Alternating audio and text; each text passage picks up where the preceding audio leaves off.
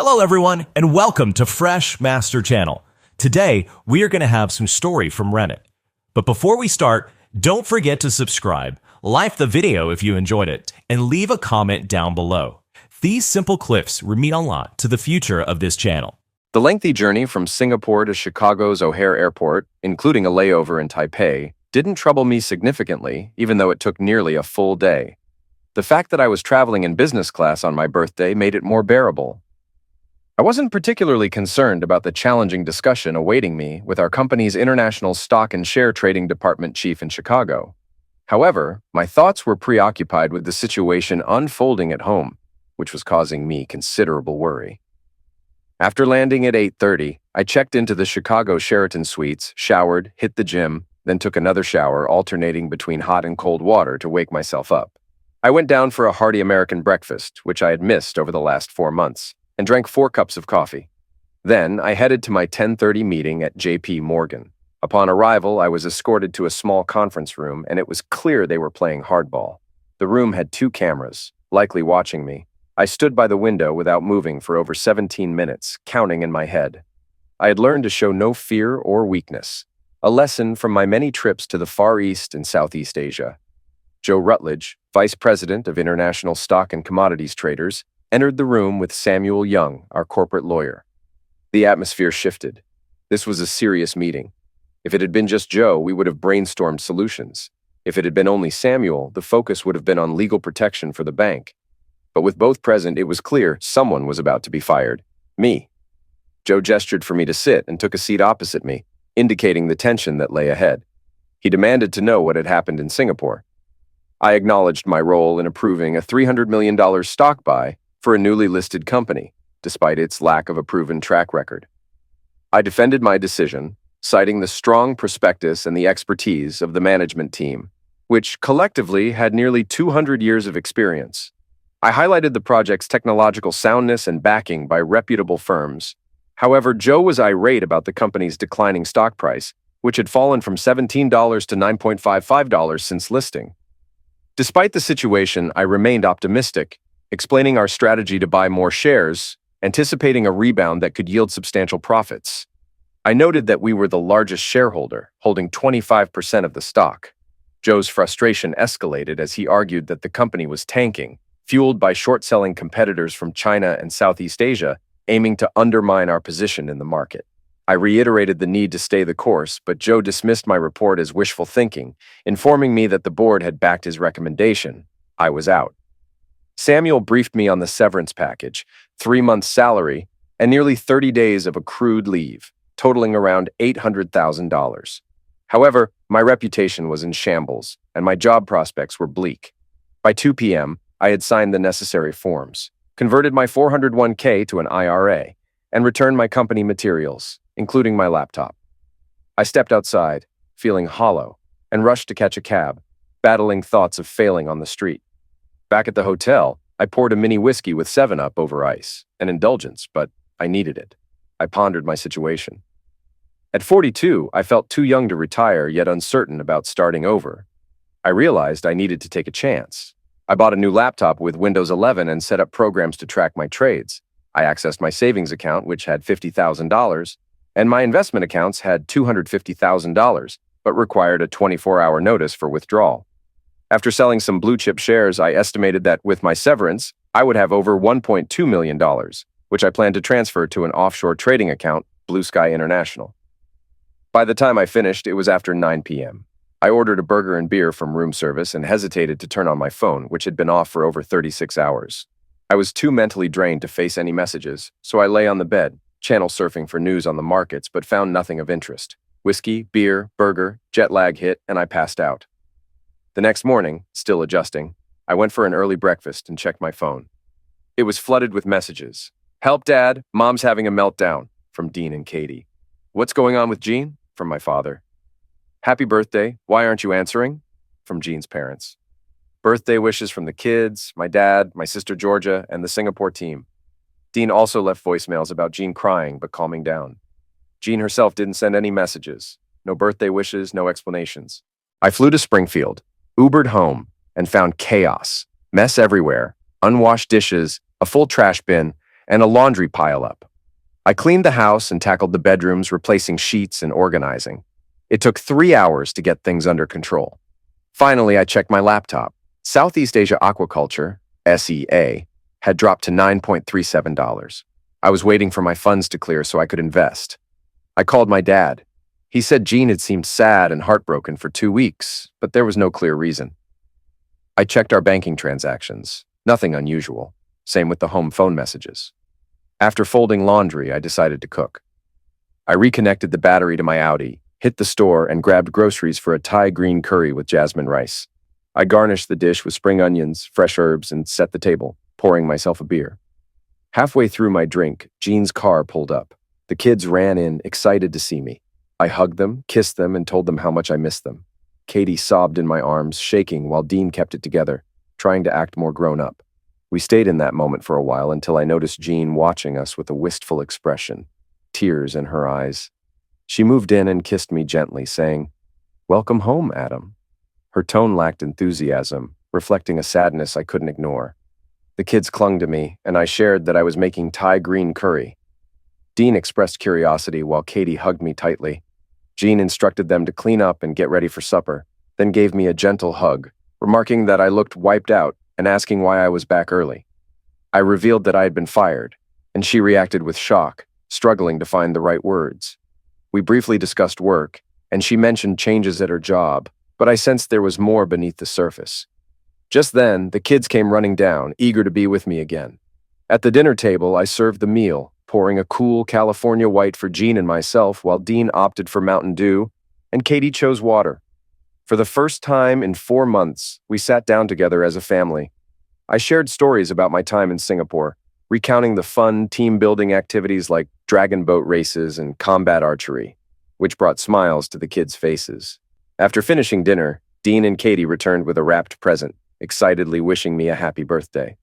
Jean's expression changed to shock as she realized she had forgotten. I was tempted to remind her of the gold and diamond earrings I had given her, but I focused on the kids instead. Inside the box was a DVD collection of Band of Brothers, a show I loved. I kissed my children, sharing in the joy of the moment. Jean, embarrassed, promised to get me a present the next day, but I waved it off, saying being home with my family was enough. Dean and Katie hugged me, expressing their love. We spent over an hour chatting before the kids went to do their homework, and Jean and I started cleaning up. I noticed something was off with her and asked what was going on. She admitted feeling depressed, stating that my frequent absences had made her feel lost and disconnected from our life together. I pulled her into a hug, and she initially resisted, but then let me hold her as she cried softly against my chest. I wanted to comfort her more, but she seemed to need just the embrace. I reflected on the past 6 years of my management role, where I had become a troubleshooter for young teams. We had agreed to make sacrifices for a future of leisure and travel once I turned 50, but it felt like we were losing touch in the meantime. Jean gently disengaged from our embrace and suggested I spend time with the kids. I started with Katie, reviewing her homework before putting her to bed with a kiss. When I went to Dean, he expressed concern about Jean, noting she had been crying and forgetting things, including my birthday. Tears welled in his eyes as he asked me to fix it, leaving me nodding uncertainly, unsure of how to help. As I headed downstairs, I heard Jean talking softly on the phone. She hung up as I entered the room, claiming it was just a colleague from the office. We exchanged glances, but she remained guarded, revealing nothing about what troubled her. I sensed a deeper issue and felt the jet lag creeping back, but there was still much to do. By 9:30, I checked the Singapore Stock Exchange. CA was trading at $9.90, showing some recovery. Afterward, I waited for John to finish in the bathroom. She entered wearing an oversized t-shirt, and after brushing my teeth and rinsing, I climbed into bed. When I reached for her, she initially stiffened, but then curled into me, whispering for me to hold her. As I held her, I felt something was deeply wrong. Had my absence been too much for her? I worried she might have fallen out of love, or worse, that she was hiding an illness. My mind raced with unanswerable questions until exhaustion from the jet lag took over, leading me into a fitful sleep filled with dreams of chasing a nameless shadow. I woke up at 4:30 still feeling tired, so I went for a run and decided to get melatonin to adjust to Central Time. After running for an hour, I returned to find Jean gone, leaving a note asking me to give the kids breakfast and take them to school. I checked my bank account, saw the money from JP Morgan had cleared, and transferred it offshore. CA shares were down to $8.99, not free-falling, but steadily declining. I felt torn between fixing my marriage or my finances. I spent time with Dean and Katie, asking about what they'd been doing. They mentioned activities with Mom's boss, Anthony Miller, and his daughter, Evelyn. Dean quickly assured me Evelyn was always present. I smiled, telling them we'd go on vacation now that I was back. After dropping them at school, I called a few friends and then phoned George Tallis, my old mentor. We discussed my credentials and the CA prospectus, agreeing to meet later. On my way to my first meeting, I picked up melatonin from the pharmacy when I saw Jean and Evelyn Miller leaving St. John's Hospital, looking devastated, clinging to each other. They seemed deeply connected by sorrow, but not physically ill. I wondered if it was a shared lover or something more than just a friendship, leaving me questioning what was really going on. Whatever the situation was, they clearly shared a deep connection. I couldn't quite figure it out, but pushed those thoughts aside to focus on my meetings. I pitched the CA shares and didn't hold back, even mentioning my firing. Julian Knowles said he'd consult with his investment club, while Aaron Goldstein, a wealthy retailer, immediately liked the idea and agreed to invest $10 million once the paperwork was sorted. Later, George called, saying his group of investors was interested. We settled on a commission structure based on returns. I then spoke with my dad, who wanted to invest $100,000 and would transfer the funds the next day. We discussed Jean's strange behavior, and he noted that it seemed like she was mourning. That idea stuck with me as we ended the call. Before hanging up, my dad also recommended a private investigator he'd used before, suggesting I get answers. I spent the rest of the day on calls with contacts in Singapore and Southeast Asia, updating my risk profile on CA. The project was still solid, and the management team had their own money invested, which reassured me. It was a green light, and I was ready to start trading when the market opened. In the meantime, I reached out to the private investigator, Clarence Williams, who my dad recommended. He had a slow southern drawl, but I could tell he was sharp. After asking for a $5,000 advance, he said he'd begin investigating the next day, out of respect for all the business my dad had sent him in the past. With everything set, I paced around, drinking coffee, and trying to burn off my nervous energy. Dean and Katie came home late from sports practice, and I spent some time with them, explaining I had a major deal in the works. Jean arrived looking tired but more purposeful than the night before. She brought Chinese food and handed me a small birthday gift, Hugo Boss aftershave with a generic card that read, "Happy birthday, Adam. Lots of love, Jean." The gesture felt impersonal, like I was just a distant relative. We ate dinner as a family. Dean and Katie chatted about their day, while Jean remained mostly quiet. Dean complained about the local skateboard park closing, and Katie mentioned that Mr. Miller, Jean's boss, was converting a property into a shelter for offended teenagers. Surprised, I turned to Jean for more details. She admitted she had mentioned it, but offered little information, saying Tony wanted to create a legacy project. I pressed her on why this was happening now, sensing she was holding something back. She snapped slightly, saying it was a much-needed cause, but there was more to her reaction than she was letting on. After the kids left the table, I asked again why this was happening now. Jean's face went blank, and she gave a vague answer about the opportunity presenting itself. She was clearly hiding something, and while I kept a pleasant expression, it was obvious she wasn't being truthful. There was more to the story, and it felt personal. I helped clean up, took out the garbage, and told Jean I was heading to my study to work. With an hour before trading opened in Singapore, I sat down and reflected on my marriage, trying to stay rational, despite the deep pain threatening to overwhelm me. I wondered how we had ended up here. In the past, Jean and I were compatible in almost every way: where to live, how to spend money, vacations, kids. Even our bed life was good, despite my frequent travels. We usually planned for my return, turning it into a mini honeymoon, but not this time. Clearly, we were no longer on the same page, and it pissed me off. In Singapore, I was constantly hit on, at the office, on the subway, in markets, bars, and clubs. Many of my colleagues engaged with local women, often treating them as live-in maids with benefits, which I found exploitative. I turned down advances 10 times a week because I was married to a woman I loved. Now, Jean's recent behavior made me question if she still felt the same way. I tried to think of any warning signs, but apart from a recent communication breakdown, I couldn't pinpoint anything. There was a lot to process, but for now, I had to focus on my work. When the Singapore market opened, CA was trading at $8.49. I entered cautiously, knowing any large purchase would impact the market. With over $30 million to invest from my contacts in Georgia's, I started with a $5 million buy. This triggered a flood of shares hitting the market, as investors tried to sell and cut losses. I suspected it was my old colleagues, instructed by head office. I continued buying in $5 million increments as the price kept dropping. Short sellers were pushing it down, hoping to buy back cheaper. The price bottomed at $5.61, and I made a final $15 million purchase. We now owned over 10% of the company, enough to get a board seat if we held on. I called George to celebrate, each of us enjoying a drink, me with Canadian whiskey, him with bourbon.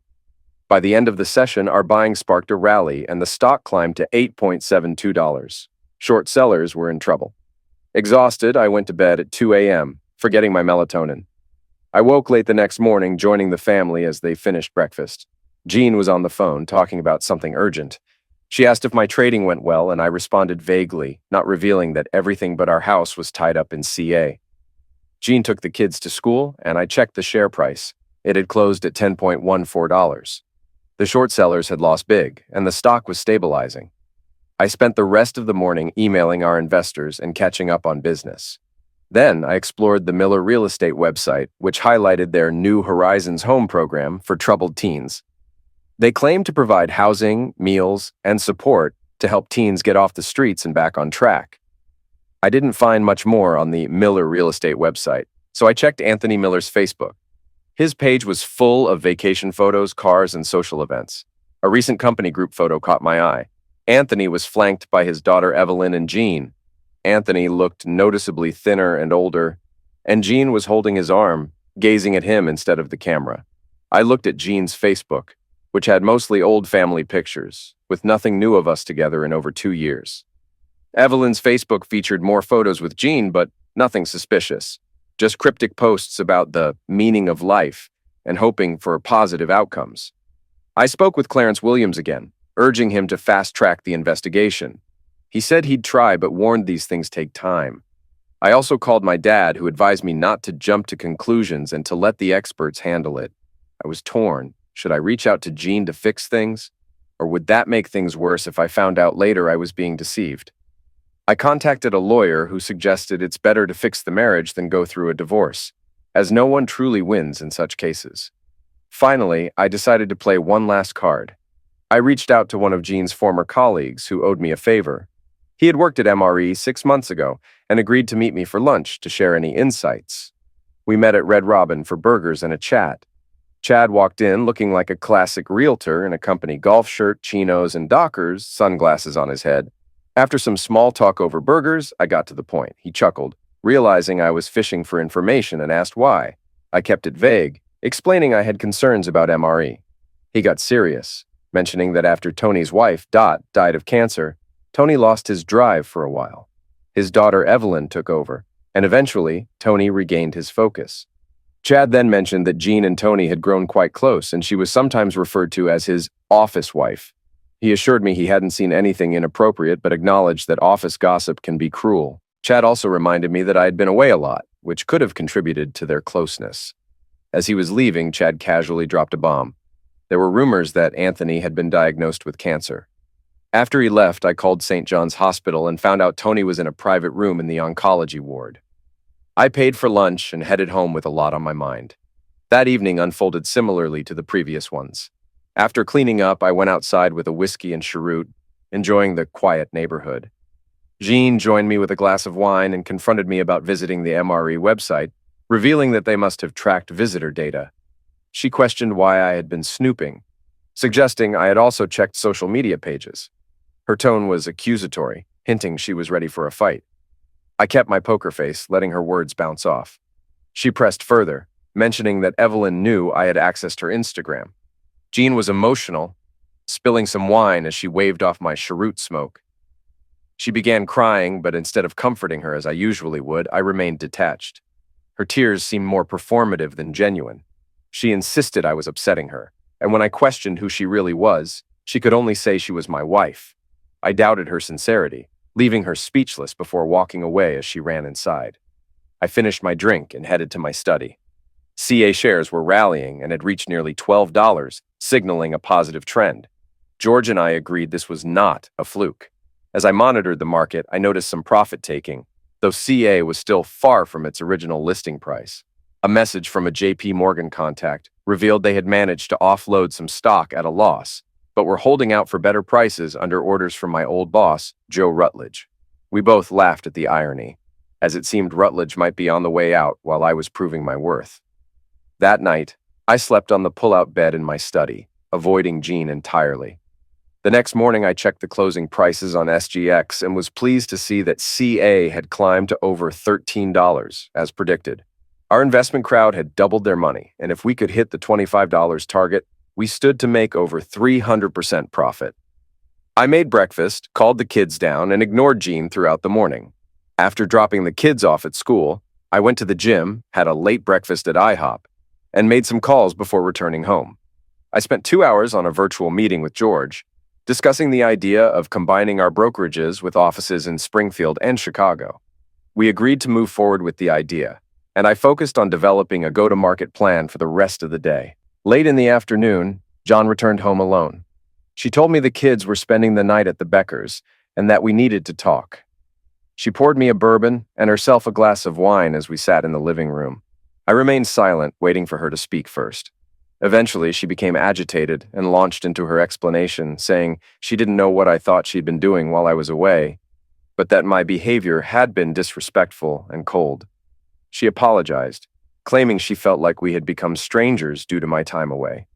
She sniffled, saying she had been under a lot of pressure, but insisted that our marriage was all that mattered. After her emotional outburst, she excused herself, and I sat there sipping my drink, wondering if she was losing touch with reality. I heard her on the phone and later the bath running. When she finally came back downstairs, she was dressed in a gray knit dress and black pumps, wearing the pearls I had bought her years ago. She looked stunning for her age, even more attractive than women a decade younger. She urged me to shower and get dressed, saying she'd book a table at Chesapeake Seafood Restaurant. I got ready quickly, ignoring the urge to confront Jean as she seemed to be on the phone again. We Ubered to the restaurant, where she started with a gin and tonic, while I opted for a Singapore gin sling. At dinner, we stuck to casual conversation about the kids and friends, with Jean showing little concern about my job loss. She reassured me, confident that I'd find work soon, unaware that everything depended on my risky bet on CA. The evening continued smoothly as we discussed everyday matters, avoiding any talk about MRE. For mains, I had the captain's platter, and she ordered lobster. She kept the wine flowing, making me wonder if her goal was to get me drunk. Yet, she remained attentive and affectionate, caressing my hand and looking into my eyes. After dinner, she suggested we head to the gin mill to try artisanal gins. The bar was crowded, but we managed to order Negronis. Pressed close, she kissed me passionately, running her tongue across my lips. Soon we left, Jane dragging me out. In the taxi, she kissed me intensely, her hand inside my pants, keeping me hard but stopping short of making me finish. I woke up to the smell of coffee and bacon, put on sweatpants, and went downstairs. Jean was making breakfast and greeted me with a kiss, teasing me about last night's intense act, joking that she should ration me more often. We laughed and shared breakfast while she mentioned chores around the house and yard. Afterward, she left to pick up Dean and Katie. I was in the backyard cleaning up when my phone rang. It was Clarence Williams. "Can you talk?" he asked, and in that moment, everything fell apart. I met Clarence Williams at a downtown coffee shop, expecting someone more like the detectives from TV shows. Instead, he was an unassuming small man, dressed in simple clothes and looking entirely ordinary. His appearance seemed designed to be forgettable, though his strong handshake and high-end phone hinted at more than met the eye. Clarence got straight to the point. He hadn't caught my wife Jean in any overtly incriminating situations. No hotel meetups, secret rendezvous, or physical acts of infidelity. However, he had gathered enough evidence through corroborated testimony to confirm that Jean had been having an affair with her boss, Anthony Miller, for at least 2 years. The affair was apparently common knowledge at the office, with Miller's daughter Evelyn not only aware but actively helping them meet in secret. Clarence detailed how Jean would often spend weekends at Miller's house when I was away, sending the kids to stay with friends. His bluntness hit me hard. It's one thing to suspect infidelity, but hearing it confirmed by someone else felt like a punch to the gut. My body tensed, my hands gripping the table as my mind raced with anger. Every instinct screamed to confront Jean, but I restrained myself. knowing society doesn't condone retaliation, no matter how betrayed I felt.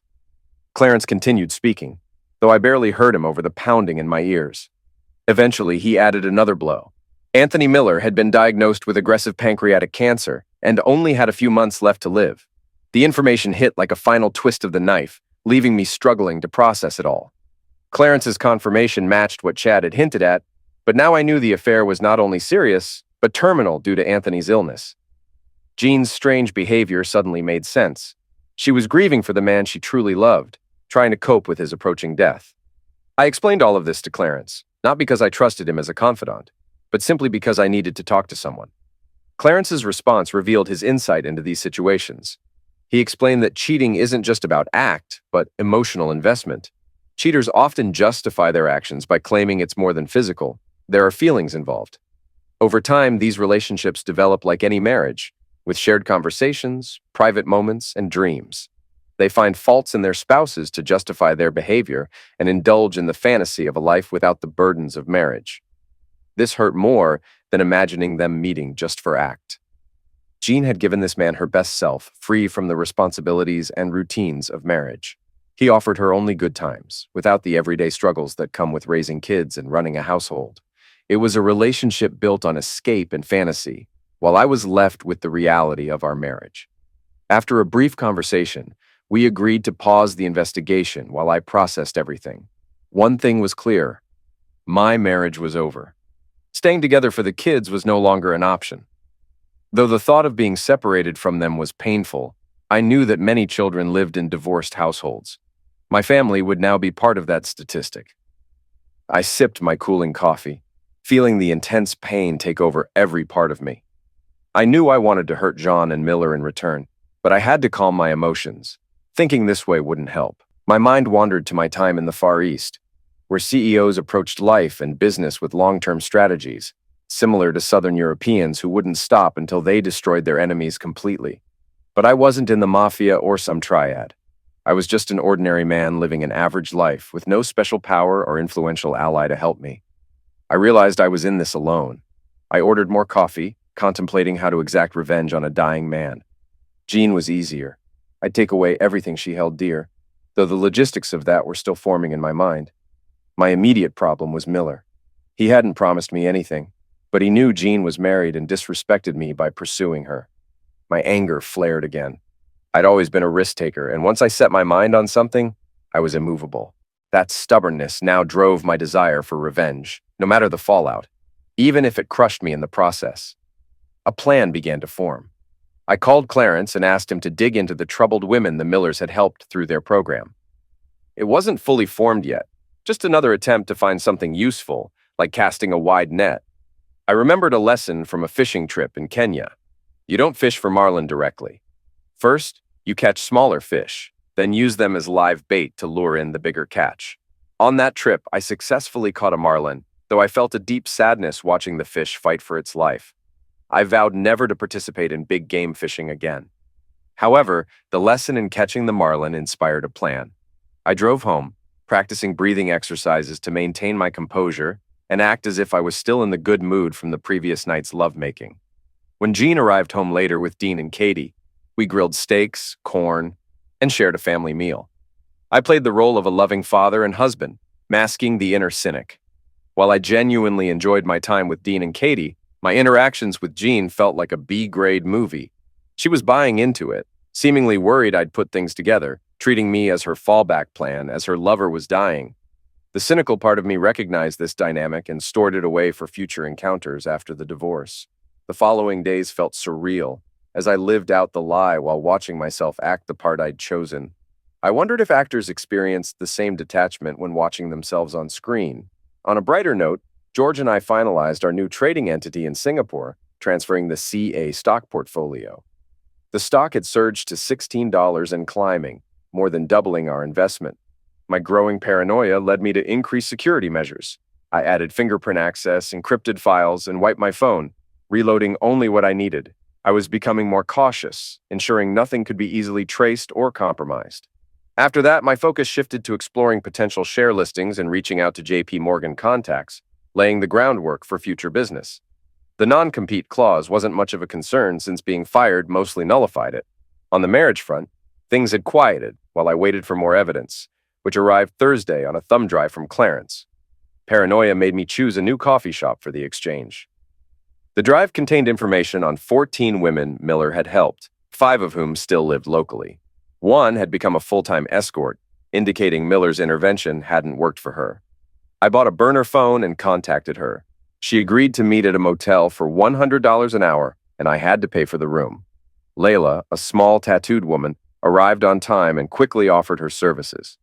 I stopped her, offering $1,000 for information instead. At first, she hesitated, thinking I was after something inappropriate, but I reassured her I only wanted details about her time at the home for abused women. After some hesitation, Layla eventually opened up. She shared her story. After finishing school, she left home because she couldn't stand her stepdad. Life on the streets quickly spiraled downward, leading her to sell herself just for food and shelter. Drugs soon followed, and she ended up working as a prostitute. One night, a client became violent, beating her when she refused to comply with his demands and dumping her on the street. Bystanders found her and called the police, who took her to the hospital. That's when Mrs. Miller got involved, offering her a place at the shelter after her discharge. Layla stayed at the shelter for about 6 months, but eventually left due to the restrictive rules. As she finished her story, we sat in silence. Her tale, though tragic, was all too common. I wrestled with guilt, wondering if my pursuit of revenge would make me just another offender. But my need for payback overpowered everything else. I asked her if the offense at the home started right away or came later. She hesitated, confused, before realizing what I was getting at. After some thought, she started negotiating, understanding my motives. She asked for $20,000, knowing I wanted to ruin Miller's life for ruining my marriage. Her boldness surprised me, but I saw potential in her plan. She promised to use the Me Too movement to her advantage and expose Miller. We discussed logistics. She wanted the money to start over and leave the life she was trapped in for the sake of her young daughter. I offered to help her secure a legitimate job in Chicago if things worked out, and her cautious hope turned to excitement. We exchanged contact information, and I gave her my burner number under the name Jerry. She offered a quick service given the time left, but I declined. With that, phase 1 was complete. At home, I maintained my internal conflict while outwardly playing the devoted husband, and Jean seemed to believe it. She was too absorbed in Miller's legacy project to notice anything unusual. I positioned myself strategically to gather information on the project's progress without raising her suspicions. We cooked and ate together like we used to, but I saw her differently now. I had closeness with her often, treating her like a means to an end. She might have thought we were making love, but to me, she was no different from Layla. Just more attractive. I took control, not caring about her pleasure. I made her give me BJ every other morning and never returned the favor. I felt justified, considering the cost of the upcoming divorce. And I was getting what I could while I still could. Oddly, instead of being upset, Jean seemed to embrace my new attitude. By Friday, she was giving me morning BJ without prompting. It was clear she was either enjoying the change, accustomed to more closeness from both Miller and me, or trying to solidify her position as my wife before her lover passed. Maybe it was a combination of all three. Over breakfast, John mentioned she'd be busy setting up for the New Horizons home unveiling on Monday. I already knew the details from their website and social media. The mayor was attending along with local media and CBS. She made a comment about Miller being well enough to attend, which stirred something in me. The divorce papers were ready, waiting for my signal to be served. With Illinois being a no-fault state, irreconcilable differences would be the official reason. As I started my day on SGX, I was pleased to see our shares climbing, a small but positive start to Friday. I tuned into WMA for Evelyn's 9:30 interview, where she discussed MRE's social responsibility program and her father's involvement in the New Horizons home project. She spoke warmly about how the program began with her mother and was continued by her father, now expanding into a fully funded community initiative. The host was enthusiastic and callers praised the program, pledging donations. Everything seemed positive until one caller disrupted the narrative. A hesitant voice on the line, breaking with sobs, urged listeners not to believe in the home's success, claiming it had allowed Mr. Miller to exploit the women there. She identified herself as Layla and accused Anthony Miller of ruining her life, leaving her on the streets as a prostitute. Evelyn, shocked and defensive, denied the allegations, insisting her father was a good man. The station quickly went to a break, and when they returned, the host struggled to regain control. Evelyn tried to defend her father, clearly believing in his innocence. Meanwhile, the phone lines lit up with mixed reactions. Some supported Layla, while others doubted her story, calling her a liar. The emotional intensity of the situation had turned what was meant to be a feel-good interview into a public controversy, with listeners passionately debating the truth. The chaos intensified when a woman named Rita called in, claiming Anthony Miller had assaulted her too. This sparked a flood of calls and social media posts, with more women coming forward, some sharing detailed abuse stories. The situation quickly escalated into a viral movement, making it hard to distinguish truth from exaggeration. I reached out to my old friend Vicky, worried about my wife's involvement with MRE. She agreed this could be a massive scandal if true. By lunchtime, radio stations fell silent, but social media erupted. Initially divided, public opinion soon turned against Miller, with countless women sharing their experiences. Feeling overwhelmed, I shut everything off, took Tylenol, and retreated to the shower. The weight of the day broke me down, and I cried harder than I had in years, realizing I had crossed a line that couldn't be undone. Nietzsche's warning about becoming the monster you fight described me perfectly. Miller had wronged me, but in seeking revenge, I had unleashed a storm beyond my control. All I could do was hang on and hope. I picked up Dean and Katie, then made chicken stir-fry for dinner. Jean was absent, her phone off. We waited, ate, and played a board game without her.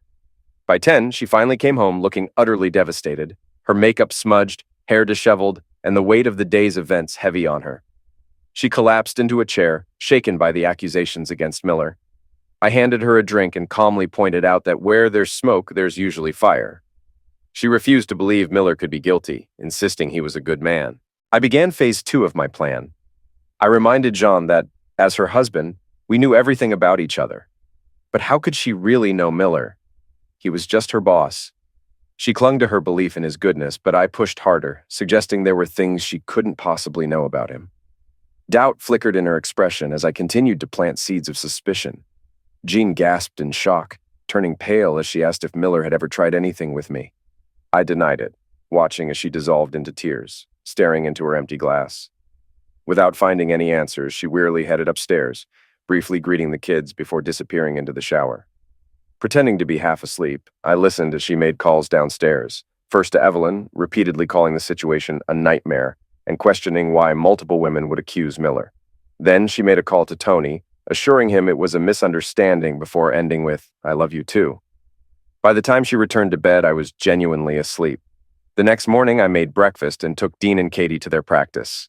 Vicky called, informing me that 4 women had come forward, and the mayor's office, along with various civic groups, was distancing themselves from the project. The Attorney General had even announced an investigation. When I returned home, Jean was gone. With the SGX closed, I had little to do. I called George about business and spoke to my dad about my broken marriage.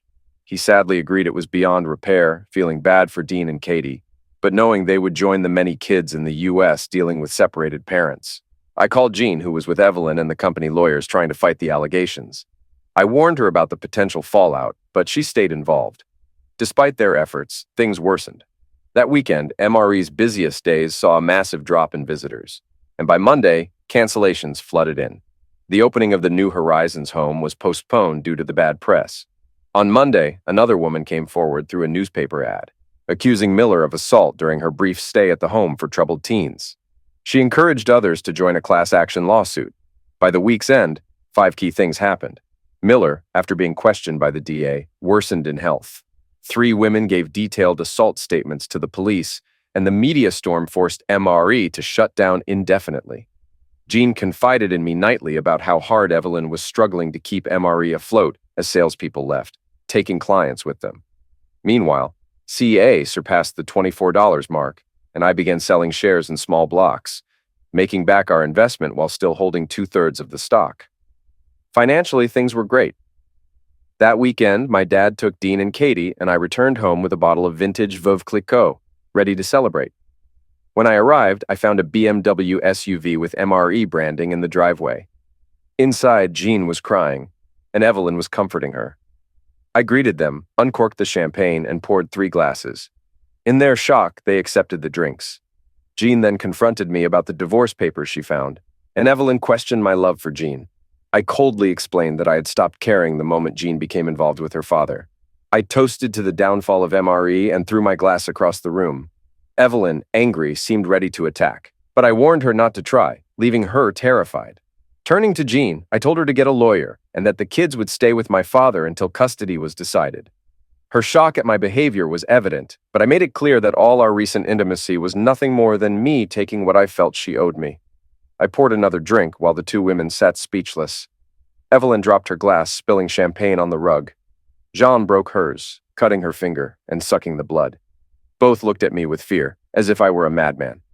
I sarcastically offered more champagne, knowing there would be no takers.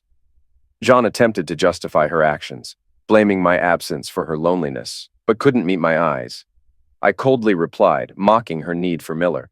Evelyn tried to defend her father by accusing me of infidelity, but I shot back, pointing out that not all men were like her father, who preyed on vulnerable women and ruined marriages. I leaned into Evelyn, daring her to challenge me, but she knew better. I continued, condemning her father as a predator who would die a disgrace. His legacy project would fail, his money would be seized for future claims, and MRE would go bankrupt. I warned her that she would have to escape far away, carrying the shame of her father's actions and her own role in it. Evelyn was trembling and crying under my verbal attack, likely wishing she could hit me. I wished the same so I could unleash the anger I had held back for weeks. I compared her actions to Ghislaine Maxwell's role in grooming girls for Jeffrey Epstein, causing her to shake her head in fear and denial, insisting her father was a good man. I turned to Jean, giving her 2 hours to pack her things and leave.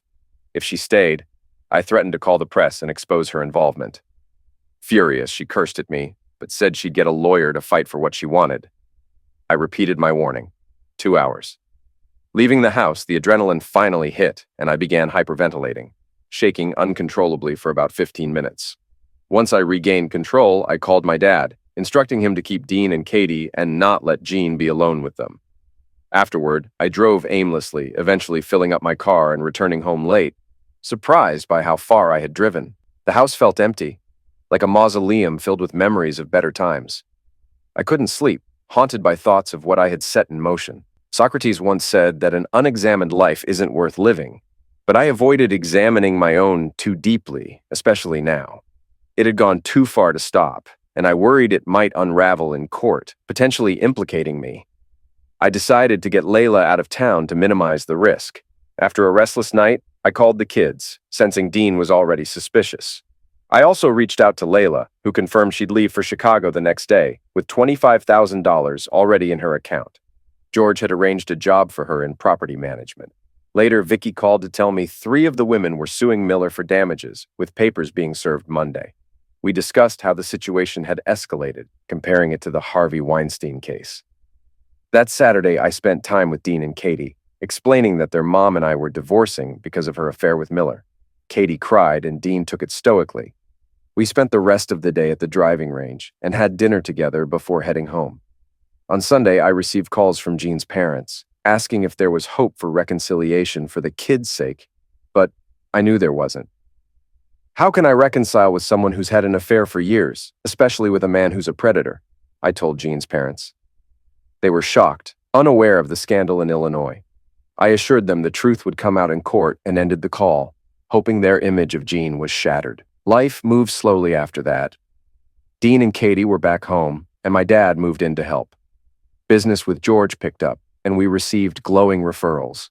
2 weeks later, Vicky informed me that a 4th woman had joined the lawsuit against Miller, though, strangely, Layla hadn't.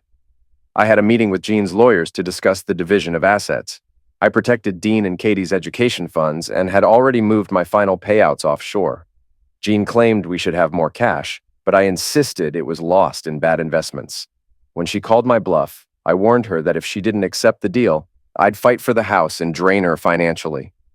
Jean alternated between anger, regret, and trying to blame me for her actions. At one point, she even suggested we try to work things out, but quickly shifted back to threatening to take me for everything. The battle dragged on for months, but I held most of the cards, fueled by righteous anger. At another meeting, when I refused to budge, Jean's lawyer threatened to get her back into the house immediately. I responded with a grin, warning Jean to tread carefully or I'd expose her complicity in a violent criminal gang. She turned pale, resembling someone in shock. "Try me," I said, "and see what happens next." As I left the office, I saw Evelyn in the foyer glaring at me. I smiled at her with the confidence of someone who had already won, and her smirk quickly faded. "You should have stayed out of it, Evelyn," I told her. "Now you'll face the consequences." 2 days later, I paid Layla another $5,000, and social media exploded with accusations that Evelyn had helped her father, Anthony Miller, recruit women for trafficking. The public outrage was swift, likening Evelyn to Ghislaine Maxwell. The DA's office faced backlash for not arresting either of them. Evelyn became a target, and the pressure mounted. Meanwhile, Miller was sued by the 4 women who had come forward. I began losing sleep, realizing that if this went to court, it could unravel everything and backfire on me. 6 weeks after my return from Singapore, I was working from home when the doorbell rang. It was Evelyn. She wanted to talk, but I wasn't in the mood to play nice. I refused at first, accusing her of trying to trap me into saying something she could use against me. She pleaded, and I eventually agreed, on the condition that she leave her phone and handbag in her car. After ensuring she wasn't recording anything, I let her in and made her sit across from me. Evelyn started by saying she thought I was a nice guy and begged me to stop what I had set in motion. She claimed the accusations against her father were lies and needed to be retracted, but I remained unmoved. I reminded her that it was now in the hands of the courts and mocked her for expecting help after her father had an affair with my wife. She was clearly defeated, tears streaming down her face as she asked when I would be satisfied. I made it clear there would be no peace until her family was completely destroyed. There was no stopping, no truce. The Millers would be utterly ruined, and that was the only outcome I sought. Evelyn realized the truth of my words but still tried one last time, offering herself to me as revenge, suggesting I make her my whore. I considered her, unmarried and recently single, fit and attractive, but instead of taking her up on the offer, I taunted her cruelly, asking if she wanted me to humiliate her in front of her father and Jean. She turned pale, called me a pig, and stormed out. I grabbed her arms, reminding her that I wasn't a predator like her father. Shaken, she fled to her car, driving off erratically. I felt both satisfaction at hurting her and disgust at my own brutality. The rest of the week was filled with meetings with lawyers and business deals. George and I were looking into promising companies on the Hong Kong and Johannesburg stock exchanges. Meanwhile, the class action lawsuit against Miller gained momentum. The Millers, led by Evelyn, were trying to settle out of court while the DA hesitated to prosecute a dying man. A particularly damning revelation came from the accusers when one woman offered to describe Miller's genitals in detail, having been assaulted by him so often. This sealed the case. The Millers were financially ruined, their property sold, and the women received multi-million-dollar settlements. MRE was finished. I visited Miller in the hospital, determined to ensure he knew I was behind his downfall. I entered his room unnoticed and confronted him, telling him I had ruined his life and legacy for what he did with my wife. I asked if it was worth it, leaving him to die knowing he had lost everything. He passed away 2 days later, cremated in a small gathering attended by only 5 people, including Jean. Jean, devastated, confronted me, accusing me of ruining Miller's life. She admitted she loved him, claiming he gave her the attention she needed, unlike me, who always prioritized work and the kids. She said she had felt neglected, but I didn't let her dwell in her memories. Instead, I played a recording of my final conversation with Miller. He had confessed to using women for favors and admitted his guilt, revealing how my actions had unintentionally uncovered his predatory behavior. Miller boasted about taking Jean from me, but I reminded him it had cost him everything. Jean, overwhelmed by the truth, collapsed and went catatonic. I walked away, leaving her to deal with the consequences of her choices. She was no longer my concern. When MRE was offloading assets, I bought the house they intended for the New Horizons home at a great price. I announced through ads and radio that I would turn it into a women-run halfway house for abused women, naming it the Joy Carter Home after my mother. The home was placed in a trust, with my father, myself, and the 4 women who had sued Miller as trustees. They were eager to contribute both time and money to the project, earning praise from the media, though I kept a low profile. This move also worked in my favor during the divorce, helping me secure a deal where Jean got primary custody. I paid child support until the kids turned 18, and Jean stayed in the house while sharing the mortgage. There was no alimony. In one meeting, Jean accused me of hiding money, but I warned her off, and she backed down, clearly afraid of me. Eventually, the divorce was finalized. I bought a condo where Dean and Katie could stay on weekends since Jean worked a lot. I traveled frequently, especially to the Far East, but life wasn't too bad. Jean's relationship with Evelyn collapsed after I played the recording of Miller admitting his assaults, which I distributed widely. Evelyn disappeared after a few months, and I never heard from her again. I met Layla, whose real name was Leanne Roxton, in Chicago. She had cleaned up and was thriving at her job. When I asked her if she knew about the offense, she confirmed it was an open secret, though no one directly admitted it out of fear of being kicked out. She wasn't abused herself, but contacted others and offered them $5,000 to say they were. Rita French, one of them, ended up coming forward on her own, and from there, the Me Too movement took over. Layla reflected that she could have made more money, but by the time the lawsuit hit, she had already moved to Chicago and missed the chance. Despite this, she was grateful for the fresh start I'd given her. My revenge had unfolded better than I expected, and though I kept telling myself I wasn't a monster, I couldn't deny I had destroyed the Millers. Financially, I was doing well, and George even hinted at selling me his share of the business so he could retire. Dean and Katie had adjusted, focused on their own lives. 4 years after the divorce, Jean remarried. I remained single, struggling with trust. After some time, I began seeing a trauma counselor to heal, but I still had a long way to go.